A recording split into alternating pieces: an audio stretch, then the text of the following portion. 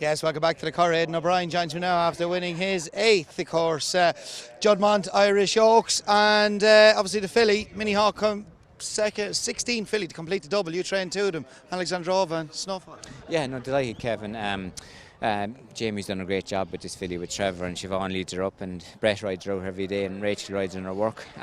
Rory and everyone else all around her that's involved with her. There's a big team around her made it happen, and obviously she's by Frankel and the lads bought a mare, so it's great.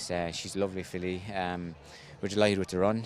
We thought that she might sit second today and behind Wayne, but Dylan was on the outside of Ryan, so Ryan made the decision to pull back out of there and be on the outside of Dylan rather than be trapped down the inside, because Dylan could have held him there as long as he wanted. So that was the right decision. The race wasn't a fastly run race, which was good for both fillies, because none of them had hard races. But Joseph's a very good filly. She beat Minnie Hauk and her maiden as a 2-year-old, so very high class fillies. We were delighted with her. We just have to make a decision now.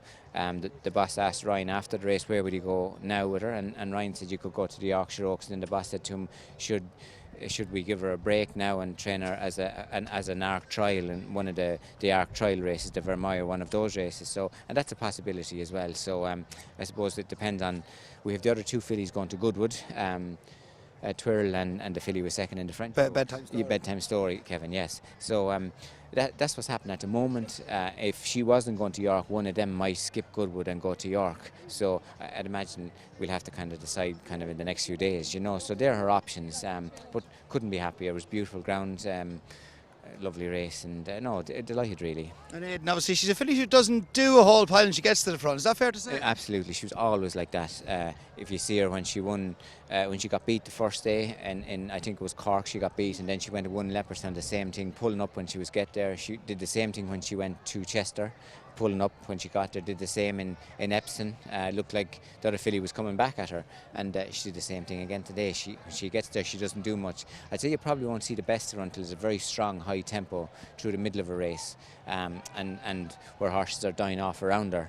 I'd say that's because when you watch her working, that's what's the most impressive part about her. She gets up into a big stride and a big cruise, which really only the real good horses do that, but you don't see that until they're pitched in. So it will be interesting to see. Physically she's doing well, mentally she's lovely, so yeah, so it'll be all interesting to see what will happen from now on with her. I know it's a long time away, but could we see her in the Arc as well? I suppose it depends on the colts as well. I think so. Obviously the horses, Los Angeles is on a break now, and he's going to come back for an ARC trial, and then the plan was to go to the ARC with him. Lambourn, if he doesn't go to the King George, he'll have a break, and then he'll be trained for the Voltager with the view to go into the Ledger or going as an ARC trial after that. So it'll depend on what they'll all do, and then you have the fillies like Twirl and like she could be absolutely anything going a mile and a half now the way she's progressing. So like you said, bedtime story as well. So it's a little bit up in there. Jan Bergal looks like he's going to go to the Ledger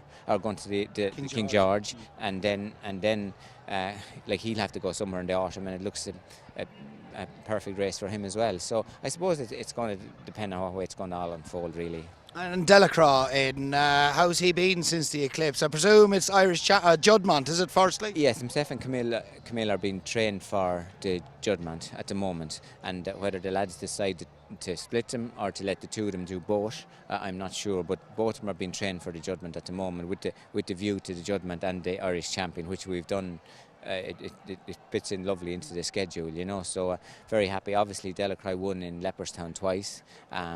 Camillo would love the flat track in York, but would be no problem to Delacroix either. But at the moment, both of them are being trained for York. And just to recap on that performance in the Eclipse, it was a remarkable performance because it wasn't a straightforward race, shall we say? No, we had planned on jump. We thought we'd be making the running, and obviously everyone else was thinking a little bit like that as well. And Ryan ended up kind of sitting back, and then he ended up last the way it all unfolded. Oisin kicked up his inside, and William went up his outside, and then he ended up himself, and Camillo ended up last, the two 3-year-olds, and it wasn't a fastly run race, so it was a very difficult thing he did really. Usually if you're last in Sandown, you need pace on, because it is tricky and it's a very tactical place, so it was very unusual what he did, and like it wasn't a fast run race, and they went and then they steadied, and then it came home strong. wrong, but what he did in the last 2 furlongs is very unusual. Ryan obviously had to bide his time, and obviously Christoph wasn't going to leave him out when he wanted to get out, so he had to wait on Christoph to go before he got out. And you'd imagine at that stage in that type of race with 2 furlongs to go, it's impossible to get there, but Ryan got him motivated, and in all fairness to the horse, like the fractions he did in the last 2 furlongs were very unusual. Did you think of the furlong pole he was going to get there? I didn't, not at all, no. And listen, sure, obviously as it was unfolding, I wouldn't think anyone did, including Ryan, you know, so all the gaps in the doors were closing on him, but he still, you know, he still got him out and organised, and obviously, listen, very unusual for a horse to quicken like that, and against the hill in Sandown, very, very difficult thing to do. I don't think I've ever seen a horse to make up that kind of ground, and it wasn't that the second horse was stopping. No. Now he was running him down, so it was very unusual, really. Good stuff, Aidan. Well done today. We'll see you tomorrow. Thanks, Kevin. Pleasure. Thanks, Kevin. Watch live racing now on racingtv.com.